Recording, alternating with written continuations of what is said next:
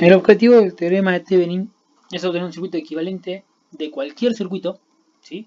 Para poder, ya sea calcular como simular de manera mucho más sencilla varias situaciones. ¿A qué me refiero a varias situaciones? A que, por ejemplo, en el circuito que estamos viendo ahora, vieron que hay un borne A y un borne B. Eso simularía un punto de conexión, una bornera, por ejemplo. Entonces, si nosotros le conectáramos diferentes cosas, ¿sí? entre esos puntos, el circuito cambia continuamente. Entonces, en vez de tener que estar recalculando todo el circuito, ¿sí? que en este caso es un circuito simple quizás, pero si tuviésemos un circuito mucho más complejo, sería todo un engorro, sería mucho trabajo que teniendo un circuito equivalente, ¿sí? como el que vemos abajo, de color naranja, es mucho más sencillo, mucho más simple y mucho más rápido. Entonces, ¿qué necesitamos obtener? Tanto un generador como una resistencia equivalente de todo el circuito. ¿Cómo obtenemos el valor del generador?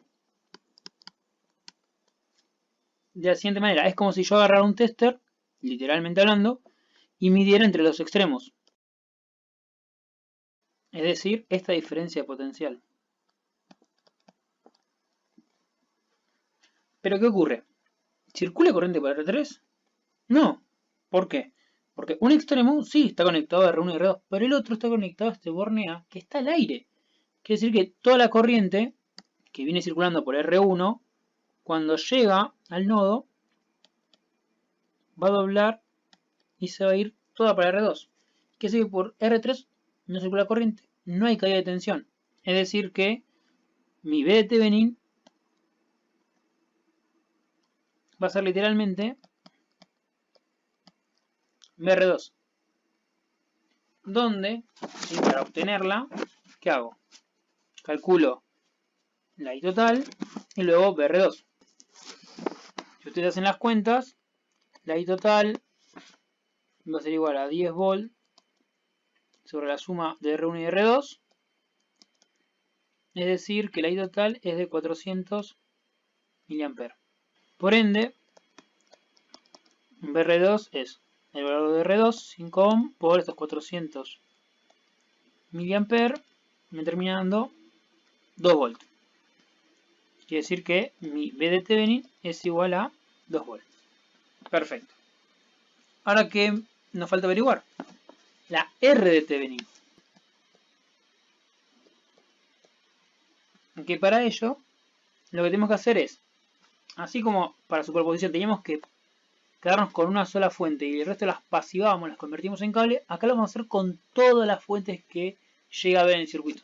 En este caso hay una sola. Quiere decir que nuestro circuito nos va a quedar de la siguiente manera. ¿Sí? Y lo que tenemos que hacer es agrupar hacia los bornes.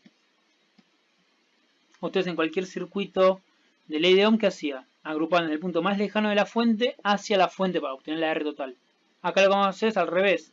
Vamos a agrupar desde el punto más lejano, ¿no? de estos bornes, de estos puntos de medición, hacia ellos. Entonces nos queda de la siguiente manera.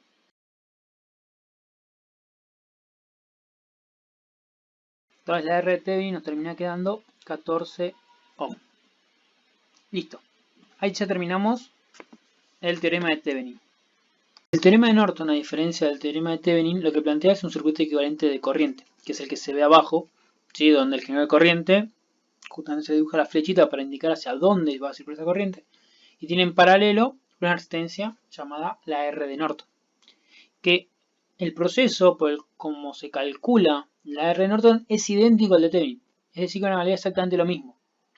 Entonces nosotros tenemos que la R de Norton va a ser igual a R de Thevenin y va a ser igual, en este caso, a 14. En cambio, para obtener la I de Norton, lo que tenemos que averiguar es la corriente que circula entre A y B. ¿A qué me refiero con que circula entre A y B? Acá vamos a tener que cerrar el circuito, poner literalmente un cable uniendo estos dos bornes, y la corriente que circularía por él, ¿sí? es lo que vamos a llamar I de Norton. ¿Qué pasa? La I de Norton, en este caso, va a ser igual a la IR3.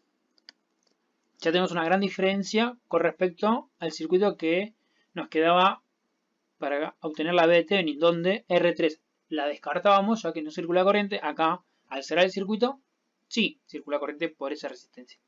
Entonces lo que vamos a tener que hacer es resolver por ley de Ohm, en este caso, el circuito va a obtener dicha corriente.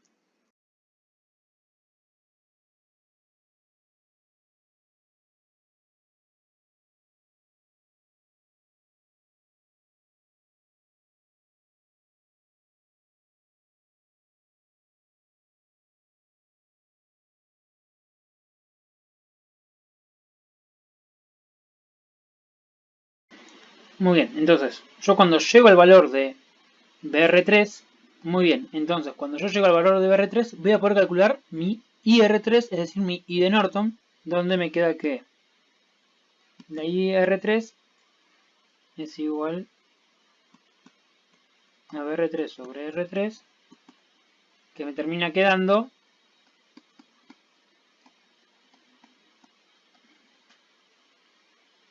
listo, ya obtuve mis dos valores. Algo muy importante a tener en cuenta es que estos teoremas son equivalentes entre sí. ¿Qué quiere decir?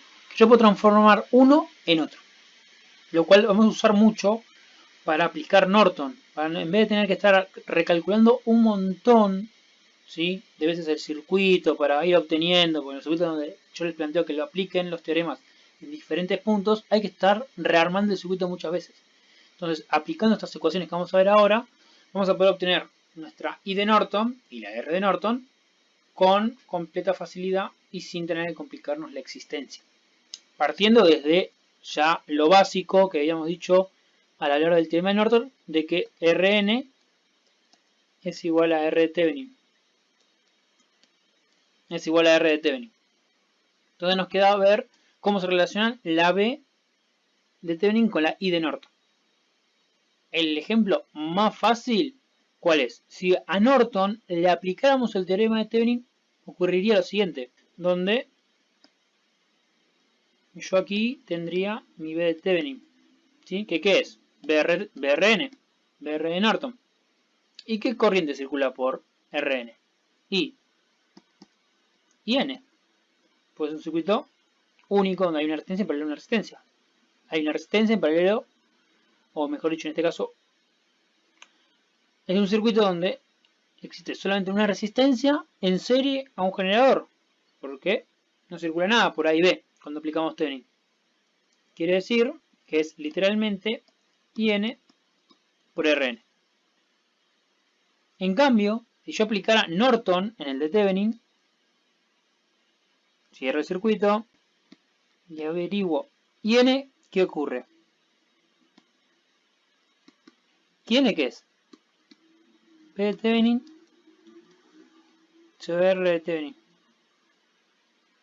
Entonces, si nosotros aplicamos esto con el ejercicio que vimos recién, vamos a tener que la B de Thevenin es igual a 142,86 mA por 14 ohm y nos da 2 volt, que era lo que habíamos obtenido al aplicar Thevenin.